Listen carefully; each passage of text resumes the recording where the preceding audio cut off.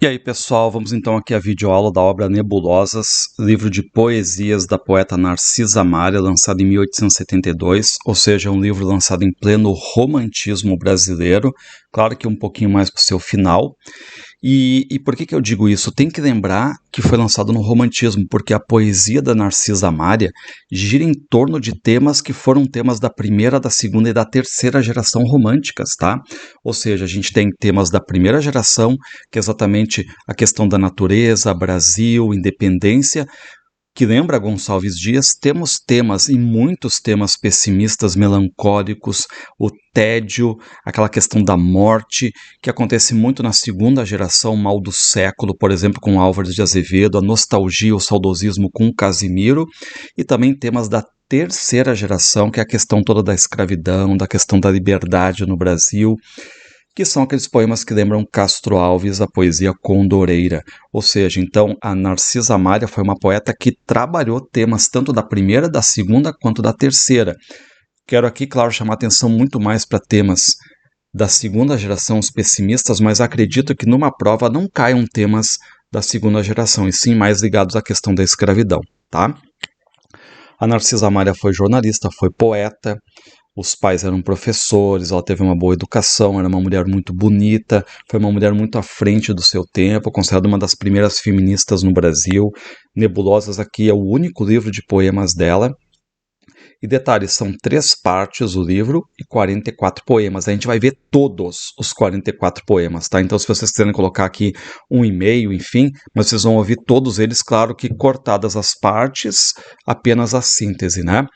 E como ela está dentro do romantismo, ela não fica ligada, por exemplo, a sonetos. A forma dela é variada, ela varia nas métricas, varia na rima, mas não fica presa, por exemplo, à forma soneto, que vai ser muito comum depois lá no parnasianismo.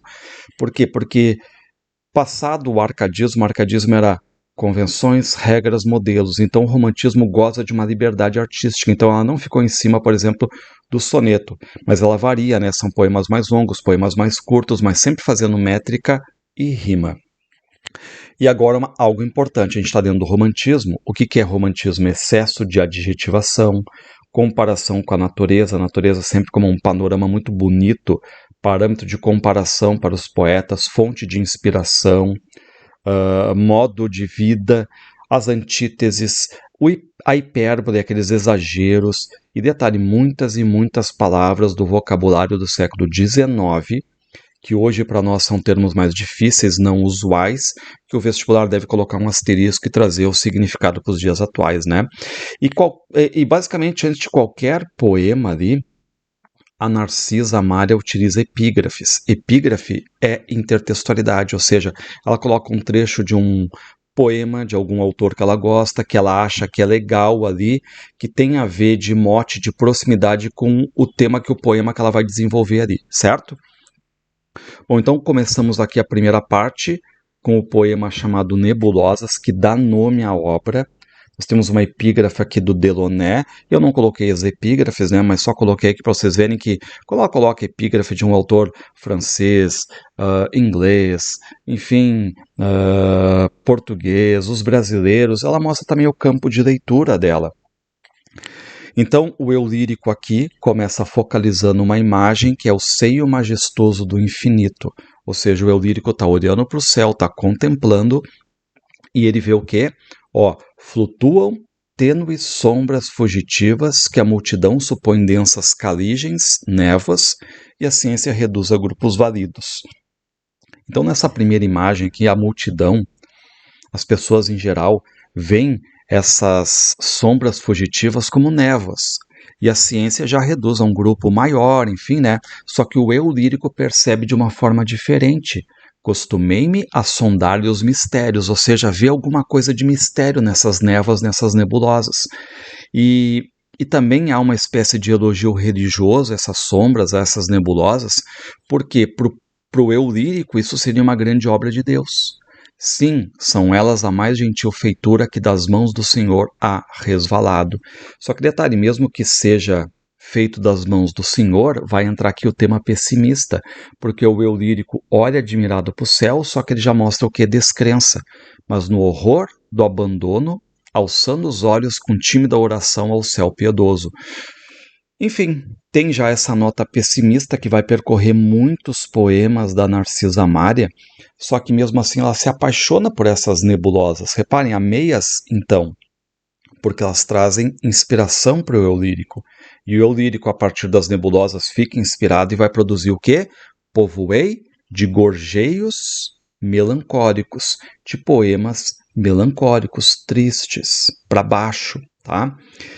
Então a natureza aqui, como ela está dizendo, faz parte da poesia dela. Assim nasceram os meus versos tristes, devassando os mistérios do infinito, e vão no sólio no trono de Deus rolar exânimes, desfalecidos e mortos. Reparem que tem religiosidade aqui, tem a questão da metalinguagem, o romantismo em si é muito cristão, então esse céu, esse poder da natureza ser bonito, poder divino, vem de Deus, serve de inspiração ao eu lírico aqui, só que no caso a gente sabe, né? A Narcisa Amália está aqui nos colocando que a feitura do livro dela, ela tem a nota da tristeza.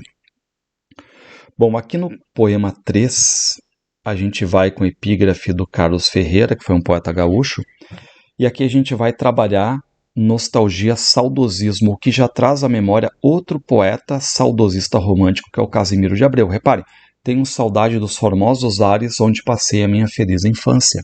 E aí o eu lírico já começa a nostalgia, o saudosismo, lembrando o sol de setembro, o perfume das laranjeiras, aquela ideia, né, de que o eu lírico inocente na infância, um astro para o pai, uma rosa perfeita para a mãe, só que vem a nota pessimista, mas tudo se acabou.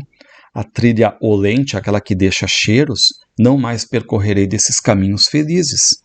Por quê? Porque no presente o eu lírico está chorando, chorando pelo tempo bom que já não existe mais, que não volta mais, mas que existe na memória. E o quarteto final aqui, apesar de ser extremamente pessimista, melancólico, ele é lindo, ó. Abre-me na alma as dores da saudade, a nostalgia, um sulco de profundas agonias, ou seja, ela sofre com isso. A nostalgia tem isso aí, essa dor da saudade, né? Porque morreram-me para sempre as alegrias e só me resta um consolo, a eternidade, ou seja, aquela ideia mais da morte, na morte encontrar alguma coisa melhor, já que esse mundo aqui não foi feliz para ela. Para ela, que eu digo, a gente sabe, é um eu lírico ali, normalmente é um eu lírico feminino que acaba, digamos assim, né, se aproximando da própria Narcisa Amália. Aqui a gente tem uma epígrafe no poema Aflita, do Guarani, do Carlos Gomes. Reparem, né, um eu lírico feminino, tá aflita aqui pelo amado. Desde a hora fatal em que tu partiste, turbou-se para mim o azul do céu. Ou seja, o eu lírico se torna triste desde que foi abandonada pelo amado. E o que o amado disse? Tentou até dizer, ó, não te aflijas, voltarei, descansa. Só que aí o eu lírico passou a ter sentimentos dramáticos, se comove, soluça, chora, e aí diz o seguinte, ó, quando tu voltares eu já serei sem vida. E aí, desde então, né, o amado foi, então o eu lírico fica esperando o amado à beira do caminho, tendo aquela ideia de comparação com a natureza, que as andorinhas voltam, o amado não volta, e vai ali, né, digamos, morrendo de amor. E o final pessimista, sombrio até, ó. Se tu voltares desse exílio, vai à sombra do val do vale, sob os ciprestes, comigo fruirás ventura eterna. Então aqui um final também pessimista. Olha o título, Desengano, a gente já entende também essa nota pessimista. Temos aqui uma epígrafe em espanhol do Zárate, né? Um poeta em espanhol. E é dentro daquela ideia de que quando a tarde cai, a noite vai surgindo o crepúsculo, o que o eu lírico feminino sente? Despedaçam meu peito martírios infernais.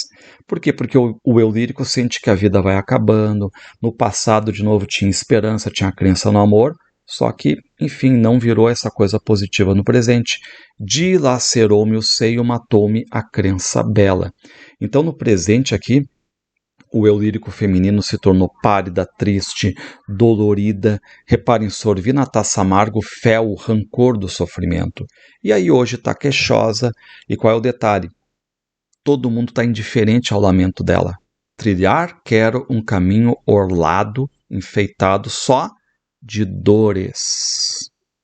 E aí na solidão, o eu lírico quer tirar um pouquinho de felicidade, digamos assim, olhar a natureza, tentar se reanimar. Só que ele sabe, né, esse eu lírico feminino, que quando essa felicidade sair e voltar à tristeza, ó, elevarei meus carmes, os meus poemas ao ser que criou tudo e dormirei sorrindo no leito ignoto e mudo, dentro daquela questão da indiferença aqui. Então estou colocando aqui muitos poemas, né, que tem essa nota pessimista, tá? Depois a gente muda um pouco a temática. Eu vou colocar todos os 44 poemas aqui, tá? Às vezes eu só fujo um pouquinho da ordem, mas depois vai. Aqui nós temos um poema também, repare, né? Adeus, adeus lendas de amor, doirados sonhos de meu cérebro enfermo. Porque no passado, lembrando, o eu lírico foi feliz. Só que aí veio esse desalento, esse desengano, por isso essa descrença, esse adeus agora. E uma queixa do eu lírico. Por que deixas, ó Deus, que o gelo queime minha alma planta fria? E aí o eu lírico diz, eu não tenho o que fazer, cedo eu vou descansar desta vida aqui e acaba se despedindo dessas lendas do amor que são sombras dos devaneios do eu lírico aqui. A voz que me embalaste a adolescência, meu pranto e eterno adeus. Reparem essa ideia, né, de estar sempre se despedindo da vida, essa indiferença, elevando suas preces a Deus. Não muda muito, porque a gente tem agora o poema Agonia, tá? E aí o eu lírico começa fazendo comparações, né? O poder do vento que verga as plantas, inclina as plantas, as aves que caem depois de serem flechadas, digamos assim, por algum bárbaro, uma estrela que fica pálida, uma gota de mel que desaparece, e todas são comparações ruins, né? A planta que enverga, as aves que caem, uma estrela que fica pálida, uma gota de mel que desaparece, ou seja, todas essas comparações trazem coisas boas, vento, aves, estrela, mel, mas que ficam ruins. E o que acontece para o eu lírico? Assim foram as rosas do meu peito, sem os róstios, sem os orvalhos de outono. Vejo apenas a palma do martírio convidando-me a ir à luz do círio dormir o eterno sono. Ou seja, dentro daquela ideia, né, que a gente tira por inferência, o passado foi bom, mas não volta mais, e o presente, decadente. Só que aqui eu quero que vocês cuidem, tá? Aqui não é um poema dela, é uma paródia à poesia precedente ao poema Agonia. Paródia é intertextualidade, ou seja, para entender o 11 eu tenho que entender o 10. Não foi feito por ela, foi feito pelo poeta Ezequiel Freire. Então nós temos aqui intertextualidade em forma de paródia feita por um escritor romântico, Ezequiel Freire, um poeta nascido em Resende, próximo ali da Narcisa Mária. Então a gente vai ver o mesmo poema anterior, o Agonia, só que por um outro ponto de vista, só que agora otimista.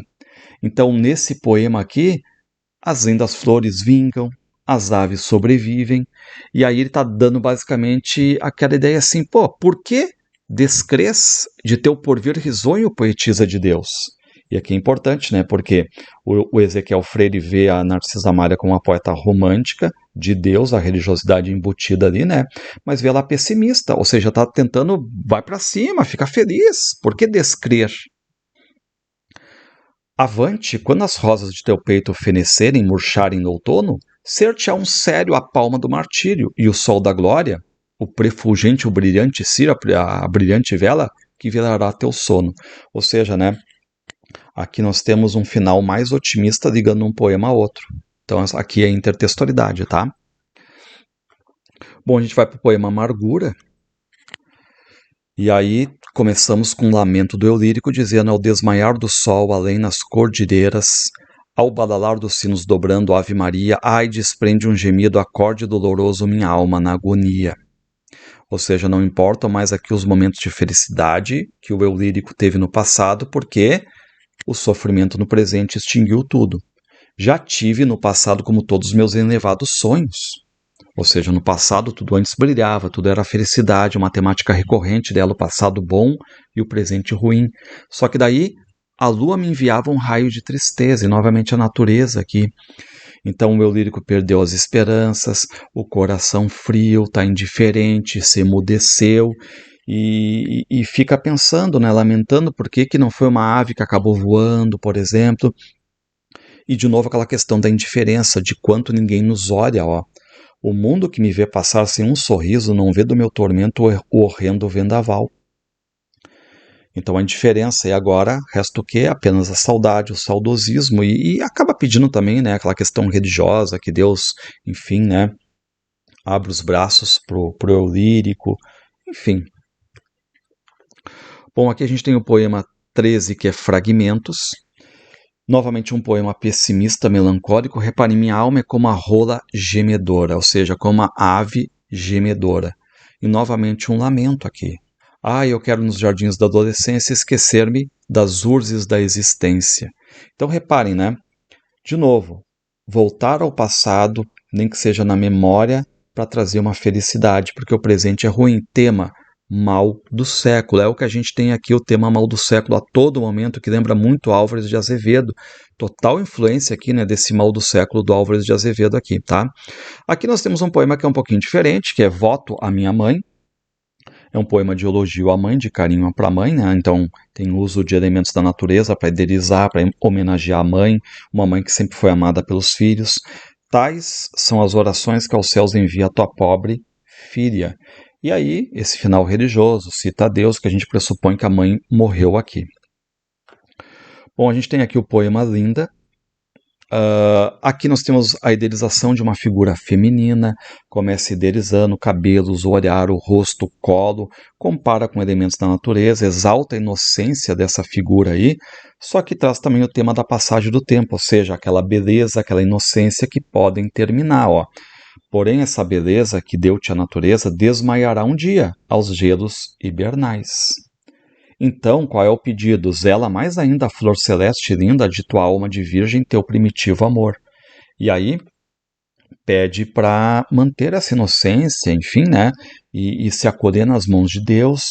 Então, o eu lírico pede para essa linda menina, mesmo que venha algum desgraçado ali chorar por ela, clamar pelo amor dela, que ela dê o quê? Dá 1000 colares santos, não de mundanas pérolas, mas de lágrimas gentis. Ou seja, não o mundo profano aqui, né? Aqui a gente tem o poema 6, é a aspiração a uma menina. Também temos a idealização de uma menina, ó, flor celeste no mundo entre abrolhos, entre rochas. E aí começa a falar das brincadeiras, dos sonhos, só que há um conselho aqui do eu lírico a essa linda menina. Da tua boca na rubra granada caiam santos 1000 beijos felizes. Tuas asas de lindos matizes, ó, não rasgues no vício da estrada. Ou seja, aquela ideia de manter a inocência que a gente viu aqui basicamente nesse repeteco do Linda aqui, tá? E aí nós temos também o poema Confidência, que é para Joana de Azevedo, um poema de homenagem. Então vocês marquem também que ela faz poemas de homenagem. Já fez para a mãe, agora para Joana de Azevedo. Pensas tu, feiticeira, que te esqueço? Ou seja, o eu lírico aqui não esquece da infância passada junto, os bons momentos, lembra da voz dessa Joana aí, e segue idealizando dentro daquela forma hiperbólica. Sem ti não tem o sol um raio eterno, um raio terno. Contigo o mundo tredo é paraíso e a taça do viver tem mel eterno. Então, idealiza, né, essa amizade, né? E pede por final que essa amiga envie um sorriso, um sinal em sonho, né? A gente não sabe se essa amiga morreu ou não, enfim, né?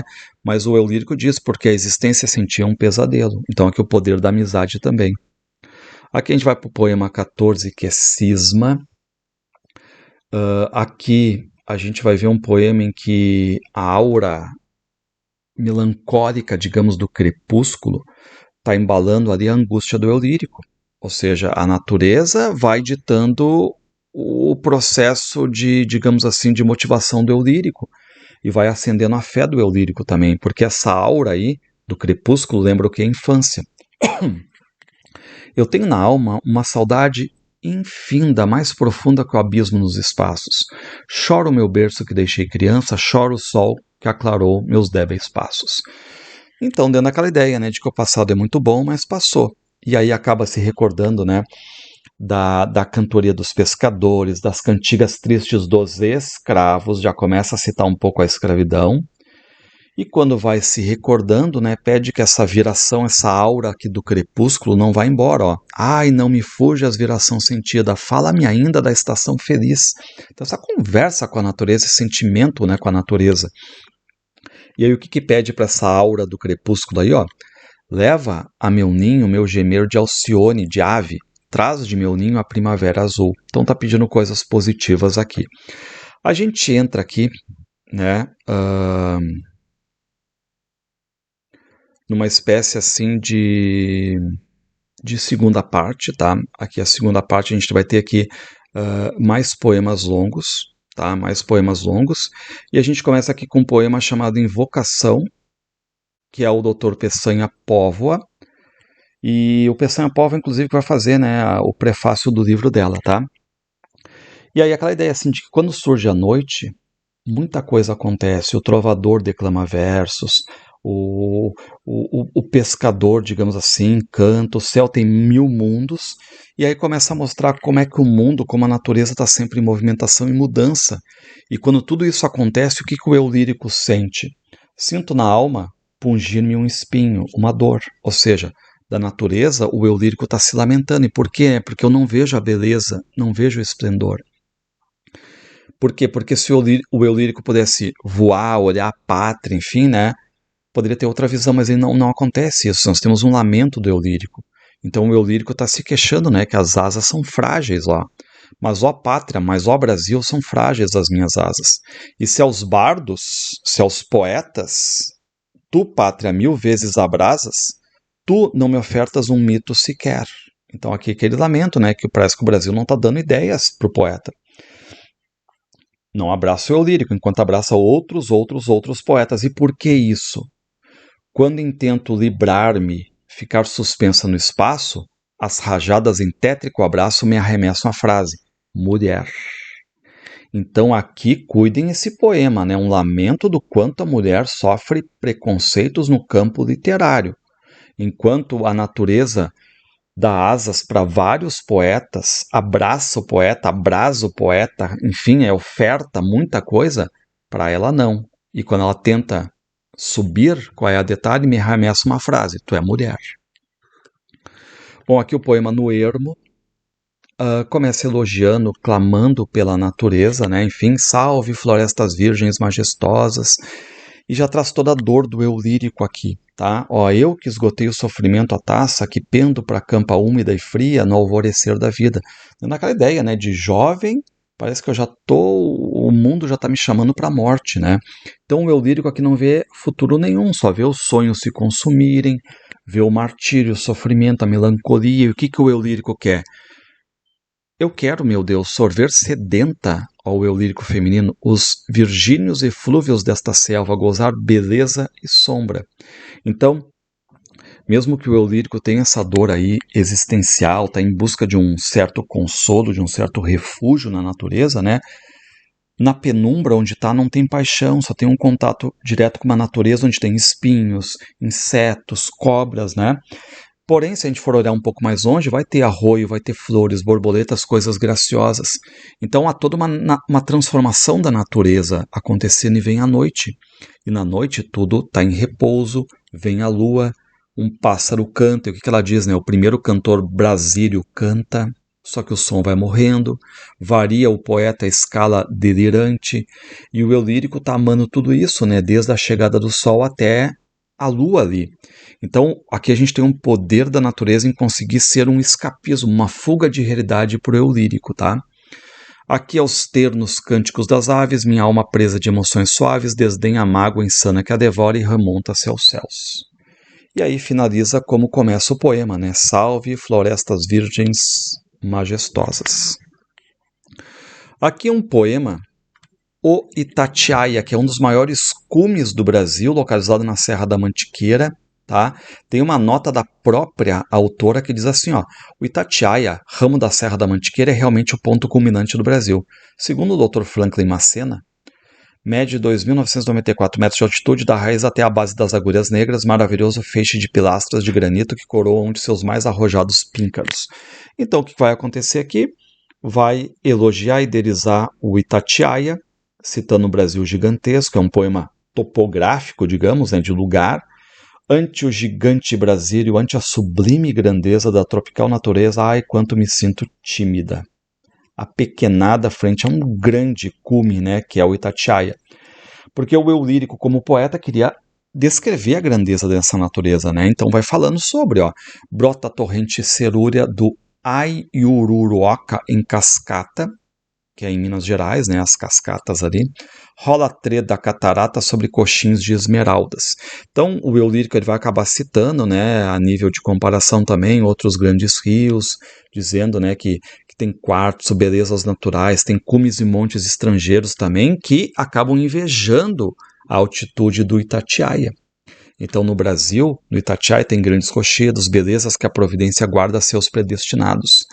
E aí o eu lírico vai falando sobre essas planícies, serranias, elogio Itatiaia, ó, salve montanha granítica, salve Brasil do Himalaia, salve ingente Itatiaia que escalas a imensidade.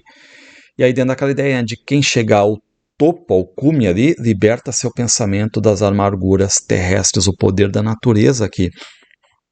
Então Itatiaia é um local aqui capaz de trazer só felicidades. E claro que termina cantando essa beleza, né? Aí, ó, leva-lhe nas asas vélidas meu culto à serra gigante, pátrio ponto culminante, berço de mil maravilhas. Então, um poema topográfico, tá? Aqui eu quero que vocês cuidem esse poema chamado 25 de Março. Nós temos aqui a epígrafe do poeta Celso Magalhães sobre a escravidão, tá? Então, a epígrafe já é de viés abolicionista e a autora também colocou uma explicação. As duas primeiras estrofes desta poesia aludem ao projeto de Constituição elaborado pelos membros da Constituinte em 1823, no qual todos os grandes princípios da liberdade eram solenemente reconhecidos, princípios de liberdade. E lembrando que liberdade é um dos temas favoritos da Narcisa Amália. Então, ela tem uma fé pela liberdade. Mais vívida no peito a fé rutila, mais nobres se erguem dos heróis os bustos. E aqui, claro, né, lembrando esse projeto da Constituição, que agora passa a ser vista como algo de opressão, de autoritarismo. Ou seja, tinha a esperança no começo, mas já vem a nota negativa. Mas tu projetas o negror no espaço, Constituição, que sobre nós desata-se em sudário. Maldição, maldição, a liberdade vê do lodo seu manto salpicado. Então reparem a indignação aqui do eu lírico. Roubaste ao povo a palma do triunfo e moldaste no bronze a estátua fria da mentira loquaz. Faladora, né? E aí, claro, né, que o povo acaba ficando, digamos, sem voz e tem que clamar pelos heróis. Onde estavam, ó pátria, os teus Andradas, que sustiam-te aos ombros gigantescos? Aqui é o Bonifácio de Andrade Silva, né, enfim, figura central ali no processo da independência, conselheiro Dom Pedro I. Então, tá dizendo onde é que tá agora esses aí para irem contra também, né, enfim, porque parece que tem uma apatia popular.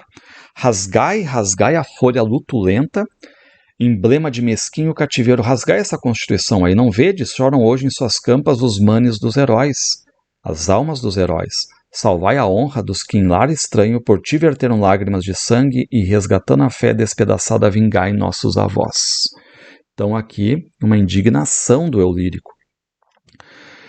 O poema é Manhã de Maio, a Brandina Maia.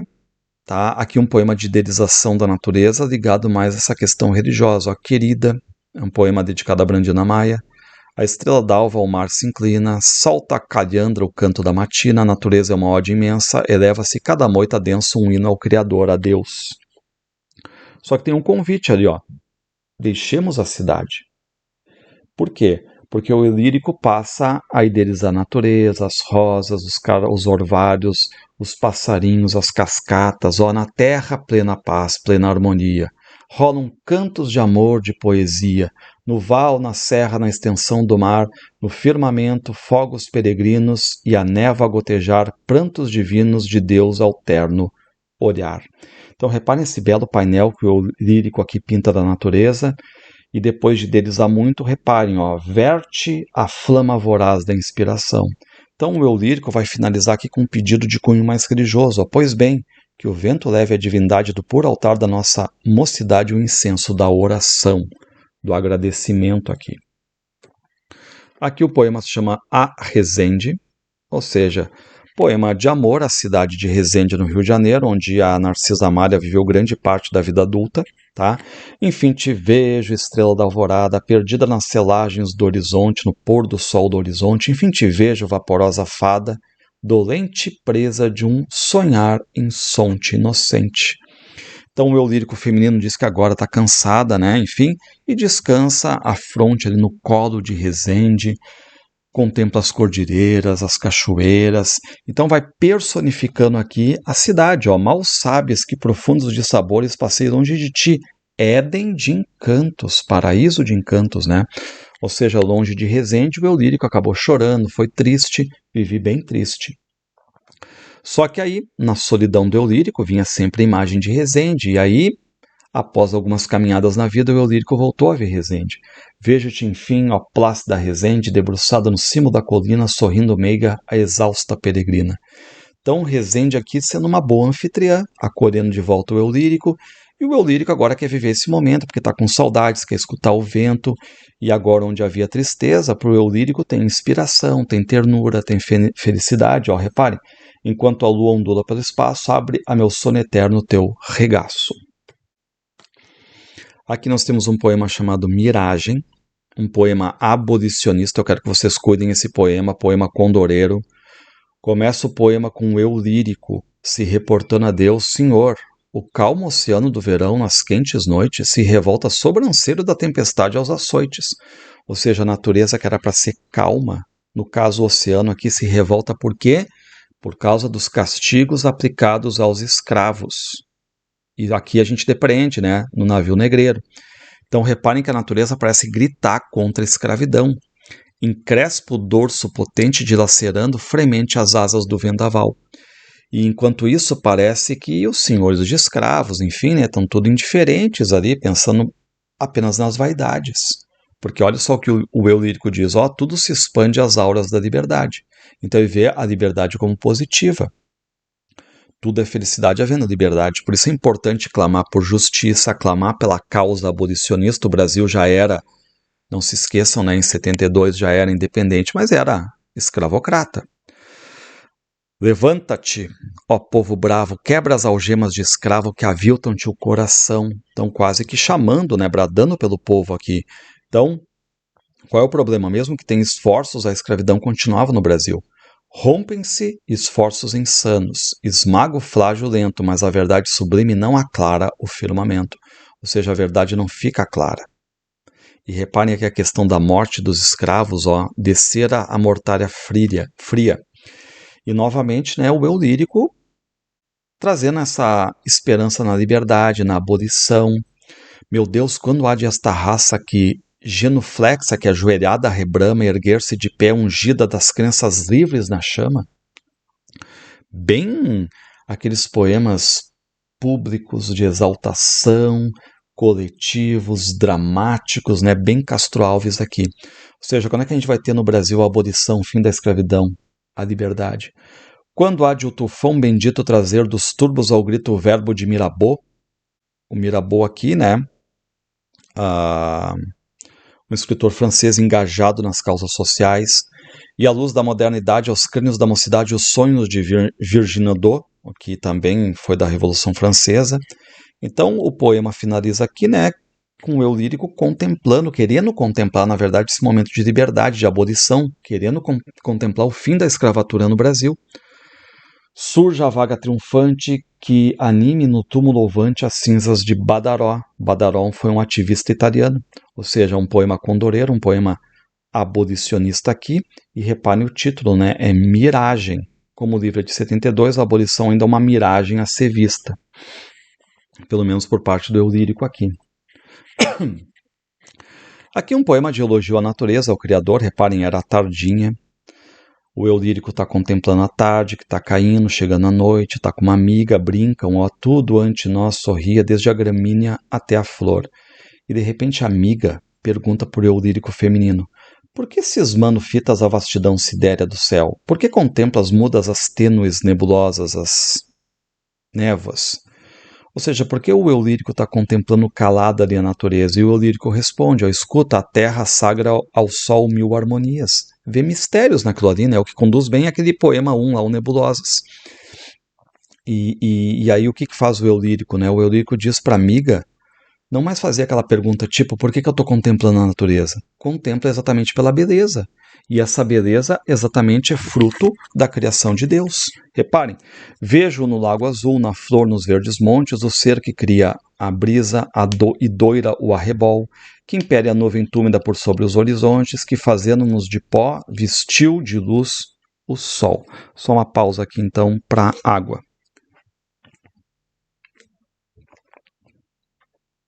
Muito bem.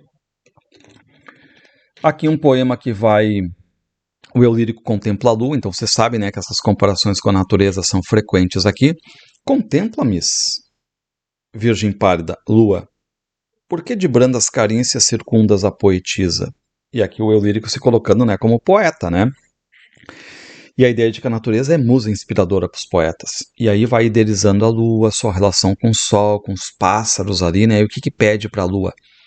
Ah, quebra a mudez intermina meiga irmã dos pirilampos, dos vagalumes. Não vives de poesia? Por que percorre sombria do céu os lúcidos campos? Então, o eu lírico diz, né, que vai estender para a lua os braços, quer ouvir coisas da lua, contar-me as latentes dores, nem que seja coisa ruim, né? E que se a lua contar dores para o eu lírico também vai ser confidente, vai também contar suas dores para a lua, então vão ser confidentes aqui. Mas não tentes em silêncio sondar a chaga dorida. É tarde, virgem, é tarde, no meu seio apenas arde uma centelha de vida. Então não fica tentando, digamos assim, né, sondar. Pode me perguntar, pode conversar comigo. Bom, aqui a gente tem o 7 de setembro, ou seja, a gente tem aqui o tema da independência, um poema nacionalista que vai lembrar lá Gonçalves Dias, né? 7 de setembro, salve dia feliz, data sublime, que despertas o sacro amor da pátria em nossos corações, no dia da independência, salve a aurora redentora que eternizas a era em que o Brasil entrara ovante no Fórum das Nações, ou seja, o dia da independência do Brasil. E reparem que esse livro aqui é lançado 50 anos depois da independência, ou seja, uma data redonda, né, 1822, o livro é 1872. Então, possivelmente, ela estava vivendo ali também, né, essas comemorações dos 50 anos. E aí o eu lírico fala, né, que o Brasil era um filho que estava dormindo, só que tinha coisa que estava surgindo ali, né? Então, temos o problema da escravidão, ó. Um dia, ai, despertou o Brasil, vendo cortado pela infame cadeia dos cativos o nobre pulso seu. Estremecer em ânsias, lava ardente rugir incendiada pelas fibras do novo Prometeu.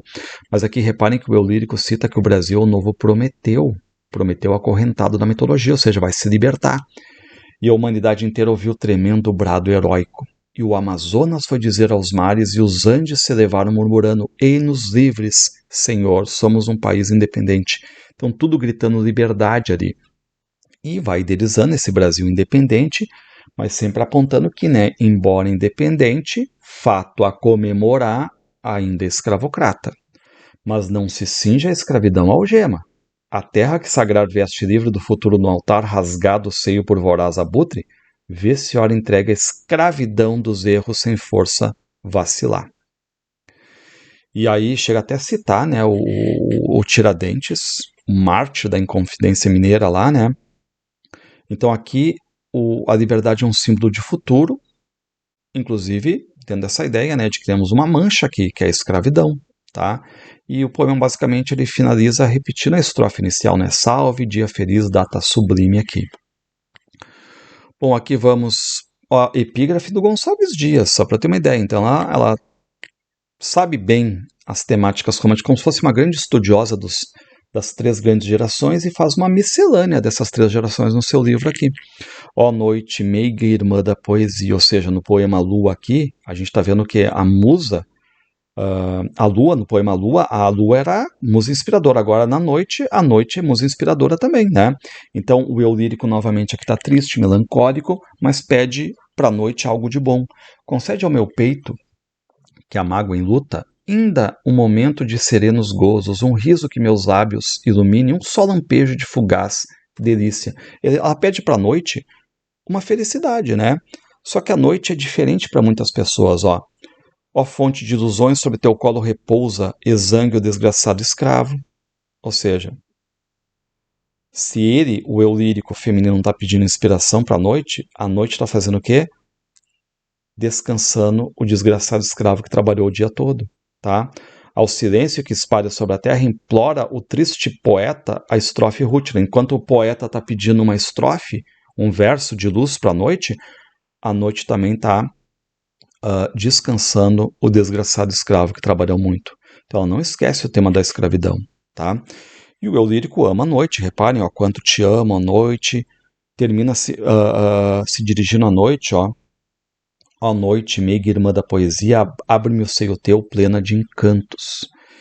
E aqui no final, né, pede o eu lírico, né, para a noite fazer o eu lírico esquecer o passado, digamos assim, de visões ruins, ó, anima a esperança de um futuro esplêndido.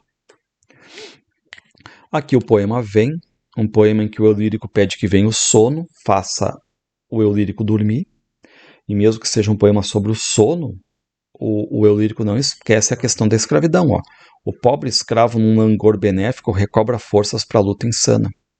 Laço proscrito, todo o horror do exílio, mísero esquece, ou seja, no sono, o escravo ainda pode sonhar, digamos assim, e fugir, ser um escapismo, uma fuga da realidade dessa questão toda da escravidão.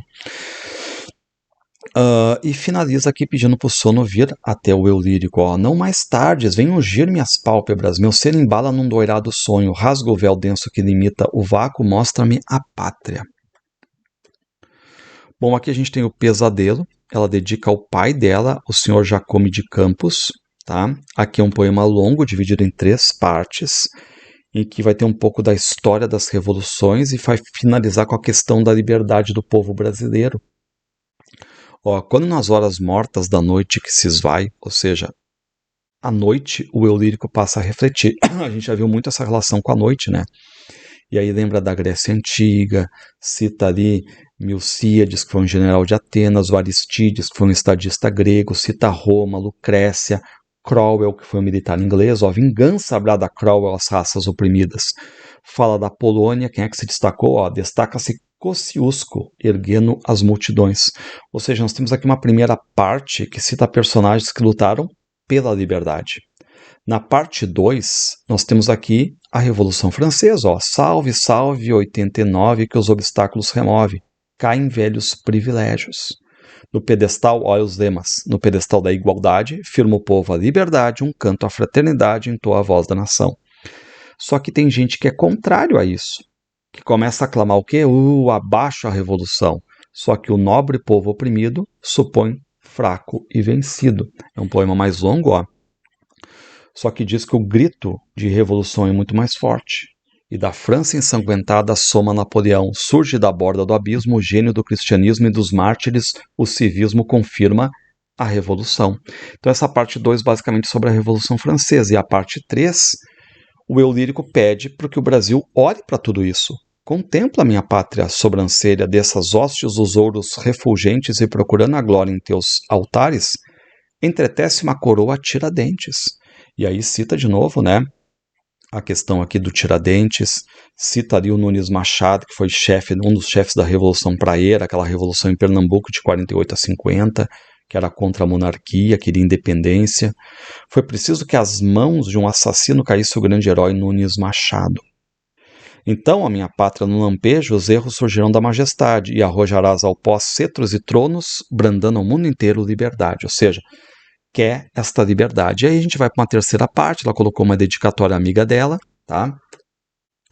E aqui a gente vê poemas de homenagem também, poemas de homenagem a Castro Alves. Lembrando, Castro Alves, terceira geração, morreu em 71, livro Nebulosa de 72, então bem próximo aqui. O sol iluminar o berço vaporoso do pálido cantor da liberdade. Como é que ela chama Castro Alves, do pálido cantor da liberdade? E ela acaba até citando versos do poema Mocidade e Morte do próprio Castro Alves. Ó, e queria ele viver, beber perfumes na flor silvestre que embalsama os mares, os ares, o éter ali, né? Só que ela tira que o Castro Alves colocou em primeira pessoa e coloca na terceira. Porém, Castro Alves morreu. O louco sonhador do poema Três Amores colheu o fatal germe indestrutível. E a gente sabe, né, que o Castro Alves voltou para a Bahia, foi ter, digamos, túmulo entre os parentes, enfim, né? Mas os poemas do Castro Alves não morreram. Reparem, não morreste não, cantor Condor Brasílio, que nunca morrerão teus puros versos. Não morreste porque não morrem os poetas como Goethes, não morrem Dantes, Lamartine, Tassos, Garrés, Camões, Gonçalves Dias, Miltons, Azevedos e Abreus. Teus belos cantos cortarão as caligens das idades, como o de Homero e os divinais poemas. E lá da eternidade onde repousas, acolhe o canto meu que o pranto orvalho. Ou seja, onde estás, poeta? Fica sabendo que eu estou te cantando. E se a gente for ver os poetas que ela incluiu ali, reparem, primeira geração ela incluiu Gonçalves Dias, segunda geração incluiu Azevedo, o Álvares e o Casimiro, e terceira, o próprio Castro Alves aqui. Aqui faz uma homenagem a Carlos Gomes, o maestro, e é um poema de homenagem ao grande compositor de óperas, o Carlos Gomes, autor do Guarani, por exemplo. Vai idealizar o compositor, falar dos aplausos que ele recebe, ó, o gênio brilhou-lhe na testa inspirada. A pátria escutou-te sorrindo enlevada, a fama cantando na tuba doirada levou-te às nações. Ou seja, aquele homem que acaba basicamente ganhando o mundo também, né? E em meio de chuvas de louros, de rosas, surgiu o Guarani. Avante. E avante porque o Carlos Gomes está vivo quando o livro foi lançado, né? Ele estava vivo. Então tá pegando ali o sucesso andando. Bom, aqui um poema a Helena Fischer, talvez amiga, não sei, né? Uma noite em que a febre da vigília eu vi baixar uma gentil visão. Ou seja, o eu lírico diz que quando estava numa febre, veio uma visão de um anjo de branco, de grinalda, e trazia o que? O sagrado penhor da redenção. E perguntei, quem és, arcanjo fulgido que vens iluminar a noite escura? Porque o eu lírico diz o quê? Eu não quero reanimar a flama extinta hoje.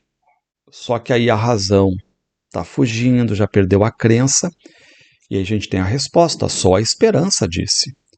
Abre meu coração pleno de angústias, conforto encontrarás em meu regaço, criarei para ti mundos no espaço, ou seja, é um anjo positivo aqui, uma visão positiva, né? E o eu lírico acaba se curvando a esse anjo. Sinto em meu peito o divinal alento que verte na alma teu cerúleo, né? Olhar, fito incerto por ver mais calmo e forte, já tenho forças para lutar com a sorte, voto a minha lira em teu altar. Como se fosse uma coisa mais religiosa que vem dar um pouco de esperança para esse eu lírico melancólico aqui.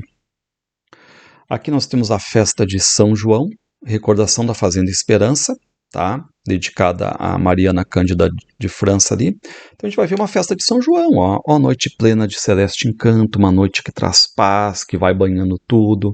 De Vênus brinca a vaporosa flama com facho humilde do casal de padre, tudo quanto vive, ama. Então aquela questão de redor da fogueira, moças, casais, festa, amor. Então, mesmo numa festa, o eu lírico não esquece que se trata de Brasil. Reparem, ó, corre o tambor extravagante, escala seguindo o canto que murmura o escravo. Negra crioula castanhola estala, e a voz robusta que levanta um bravo. Corre o tambor a extravagante escala. Bom, e é legal que a Narcisa aqui, né, vai fazendo basicamente o primeiro verso igual ao último aqui, tá? Bom, aí na segunda parte, temos um hino de festa, batizado de crianças, porque as crianças estão sendo batizadas, ó, isenta de culpas, entra no templo do cristianismo. Ou seja, um elogio ao batismo, porque livra da heresia infernal, digamos assim, né? A parte 3 diz, ó, é noite de magia e leio, é noite de São João, danças, valsa, ó, noite divinal plena de olores, de cheiros, deixa-me te amar. Então, um elogio aqui, né? Aqui, recordação, dedicado a Adelaide Luz. O eu lírico conversa com a amiga Adelaide. Lembras-te ainda, Adelaide, da nossa infância querida? Claro que vai ser coisa boa, né? Daquele tempo ditoso, daquele sol tão formoso que dava encantos à vida. Por quê? Porque as duas eram flores, tudo era felicidade, alegria, nosso céu não tinha nuvens, tudo era azul, era só alegria, né? Tu me contavas teus sonhos, aquela questão das confidências, da amizade, só que agora venho triste recordar-te esse passado, abraçar-te, minha Adelaide querida, ou seja, no presente, a gente sabe como é que funciona, né? Toda essa melancolia do eu lírico. Aqui um poema de elogio ao sacerdote, feito ao vigário Felipe José Correia de Melo. Reparem como tem poemas de homenagem nessa terceira parte, né? Ente sagrado que sereno calcas os bravos cardos do terreno horto, ou seja, um um ser que é o vigário que não cai no mundo falso, que purifica a alma, que acalma ânimos, símbolo do Cristo. Banha-se o crente a teu suave assento nas ondas oiras da caudal da fé. Ao ímpio, mesmo que blasfema, tiras doce perdão. Prossegue sempre nessa trilha augusta grandiosa, né? Então, chama o vigário como se fosse um mártir de uma ideia, né? Um ser que vai estar sempre próximo do céu aqui. Aqui um poema bem romântico também, né? De início, assim, porque o objeto do poema é uma borboleta que fica perto ali, né? De uma violeta. A violeta está ali na sombra. Só que uma virgem cândida, um dia ante ela passa e vai colher mais longe uma faceira hortência que a loira trança enlaça. Ou seja, uma menina vem, pega uma hortência e coloca no cabelo. Não colocou a violeta. Só que aí a violeta passa a se lamentar, a se queixar, porque foi ignorada, não foi a escolhida foi uma hortência. Só que qual é o detalhe? A menina vem e começa a pular ali e acaba pisando na grama e pisa na violeta. E a meiga violeta, ao pé mimoso e célebre, esmaga a caprichosa. E o que faz a violeta? Ela se curvou, está toda machucada, mas mesmo assim a violeta está contente. Por quê? O que diz a violeta? Ah, como sou feliz, perfuma a planta ebúrnea branca da minha virgem bela. Ou seja, está feliz porque ao ser pisada acaba exalando um cheiro. Poema importante, pode aparecer, porque aqui nós temos as dores do africano, as dores do escravo, e quem é que sente essas dores que não é indiferente, que coloca no papel?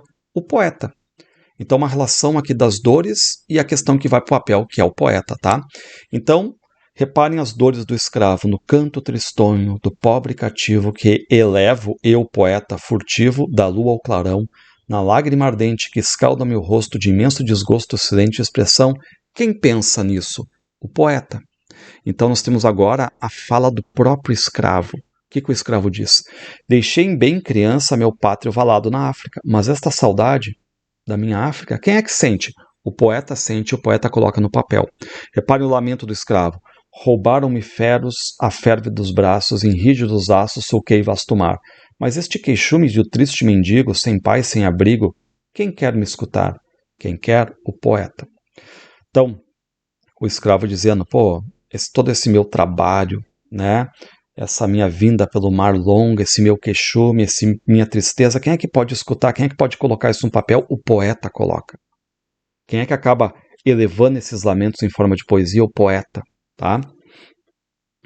Reparem ali, mas esses trabalhos do braço novel, quem vê? O poeta vê. Ou seja, o trabalho escravo, o poeta vê.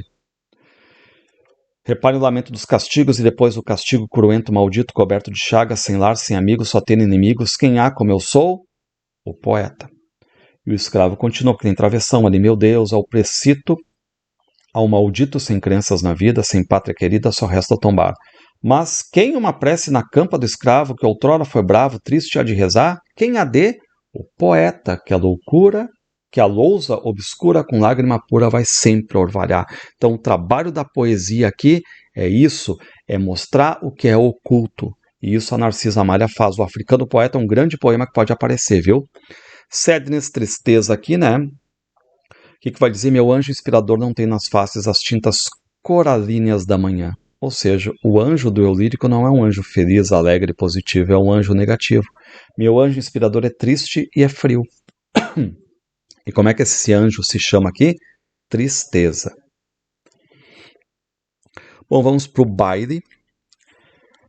A noite desce lenta e cheia de magia, a multidão febril do templo da alegria invade as vastas salas. Então a gente tem aqui um baile, porque temos os móveis luxuosos, cristais, seda, um baile, música, alegria, dança, valsa, enfim, né? Que fogo oculto ignoto em suas vibras valsa. E aí a festa termina, a festa chega ao fim, a harmonia expira, o salão fica deserto. Há pouco, o doudejar da multidão festante, agora o empalidecer da chama vacilante. E aí em casa as pessoas chegam, vão contando todos esses instantes de alegria, de juramentos, de devaneios, né? A vida é isto, hoje cruel grilhão de ferro, talvez douro amanhã, mas sempre a dor ou erro aniquilando o gênio. Passado, áureo friso no mar de indiferença, presente, eterna farsa universal suspensa do mundo no proscênio. Que pessimismo aqui, tá? Poema Fantasia, a Brandina Maia, outra Brandina Maia, ó. Fala como é bonita a açucena quando desponta, ó. É bela a cecenha açucena do vale quando desponta a mimosa. É bela a meiga criança sorrindo à luz da existência. Faz uma comparação, né, dessa inocência, porque ambas, a açucena, a criança nascendo tem inocência, vão desabrochando, né? Assim a Virgem Formosa torna-se mais sedutora quando a poesia enflora sua beldade ideal. Mas no momento que vai desabrochando, vai crescendo, também vai se tornando mais sedutora, né? Vê que a imagem de Maria, a Virgem, flor de poesia, Deus fez repleta de luz. E qual é o pedido do eu lírico aqui? Que o Senhor a ti, ó Virgem, poupe a taça da amargura, que meu lábio não poupou. E de novo, né, aquele poema basicamente dizendo, ó, aproveite, não cai nas ciladas da vida, não cai nesse mundo, como é que eu posso dizer, num mundo de aventuras. Aqui a gente tem o poema Júlia e Augusto, uma idealização de duas moças, né? São duas rosas se expandindo rúbidas. E aí começa a comparar com muita natureza, ondas, conchas, passarinhos, né? E como é que elas são? Ó? Uma, na cor mimosa da moema indígena, concentra o ardor da tropical natural. Uma é mais parecida com uma indígena. Outra revelia nos olhos lânguidos toda a pureza da celeste estância. Só que ambas, cingidas de Virgínia auréola, firmes caminham na escabrosa trilha. Feliz daquele que sorveste em ósculos, em beijos, o afeto imenso que em seus olhos brilha. Então aqui um poema só de idealização, né? Noturno, aqui a chegada da noite. Vem um ventinho, vem a lua. Além um canto soa, por sobre a espuma voa ligeira uma canoa cortando o azul do mar. Sacode a noite o manto. Só que a voz do eu lírico na noite pede um socorro a quem? Aos desgraçados, ó. Ao mísero inditoso envia ao Deus piedoso um raio esperançoso que abrange a imensa dor. Na vaga que delira, no euro que suspira, na casta e santa pira lhe infunde teu amor. Pede então a Deus um raio de esperança aos que estão sofrendo, aos desgraçados aqui. Aqui Rosa, um poema que o eu lírico vai acabar dizendo, né, que não tem crença alguma no futuro, e aí volta a pensar no passado, afitando a torva aurora de minha infância, minha adolescência. Volvi meu passo incerto à solidão do tempo. E aí, em pensamentos, começou a ver uma flor linda, cheirosa, e a flor acabou se lamentando. Reparem, né? Personificação, a flor se lamenta. Não vês? Jovem e bela, eu sinto que desmaio e em breve rolarei no solo já sem vida. A flor já disse que vai morrer, né? Antecipa. Só que essa flor chegou a se unir ao peito de uma abelha, mas teve momentos de felicidade, só que só resta o quê? Só me resta morrer, ditosa a borboleta que agita as asas áureas e paira sobre a fonte. E aí a flor fica abandonada, a pétala cai, e qual é o pensamento do eu lírico? Assim da juventude se rasga o flório véu, passagem do tempo, e apenas resta ao crente, extremo asilo, o céu. Aqui, um poema Ave Maria, sobre uma página de Lamartine. A noite vem chegando, a noite muito utilizada no poema, né? A natureza envolve-se nesta hora em faixas siderais de poesia, ou seja, o eu lírico é fonte de inspiração, é natureza, é beleza, é criação de Deus. Neste instante solene, ao som dos hinos, faz subir uma prece Ave Maria. E aqui no final, o poema Os Dois Troféus é só uma tradução de um poema do Victor Hugo. Não é um poema dela, é uma tradução de um poema do Victor Hugo, tá? E para finalizar aqui, eu coloquei o prefácio do Peçanha Póvoa, tá? O que ele diz? A poesia pode dizer, eu ilumino a história. O que ela oculta, eu denuncio, diz a poesia. E é verdade, a questão da escravidão ali, ela está denunciando. Eu levanto do túmulo os heróis como Tiradentes, né? Vingo os mártires, puno os traidores. Eu sou a glória, o sol dos mortos. Então um prefácio que fala bonito, né, sobre esse poder da poesia. E ele vai dizer, ó, a poesia lírica brasileira teve entre nós bons e poucos representantes. Ocupou o primeiro lugar o Gonçalves Dias. Mais enérgico nas imagens e muitas vezes mais de elevação foi Casimiro de Abreu. Álvares de Azevedo foi o cantor da morte, foi um gênio. Não conheço Narcisa Amália, diz o Peçanha Póvoa, mas eu imagino que em seu rosto a tristeza ocupa o lugar da alegria. Por quê? Pela temática pessimista. É a primeira poetisa desta nação. Delfina da Cunha, Floresta Brasileira, Ermelinda da Cunha Matos, Maria de Carvalho, Beatriz Brandão, Maria Silvana, Violante são bonitos talentos, mas Narcisa Nari é um talento feio, horrível, cruel, porque mata aqueles outros talentos. Foram as suas antecedoras auroras efêmeras passageiras. Narcisa Amari é um astro com órbita determinada. Eu quero aqui só voltar um detalhe, porque eu quero só ver aqui a primeira parte. Um detalhezinho importante, que eu acho que eu não botei o poema 19, tá? Deixa eu só ver aqui. 11, 12, 13, 4... Eu não botei o poema 19, pessoal, tá? Então, assim, o poema 19 eu vou colocar no comentário, nos comentários aí do YouTube, o comentário sobre ele, tá? Faltou um só poema desses 44 aqui. Então, desde já, espero que vocês gostem e se puderem aí, né, enfim, dar um joinha, colocar um comentário e toda a sorte do mundo para vocês no vestibular.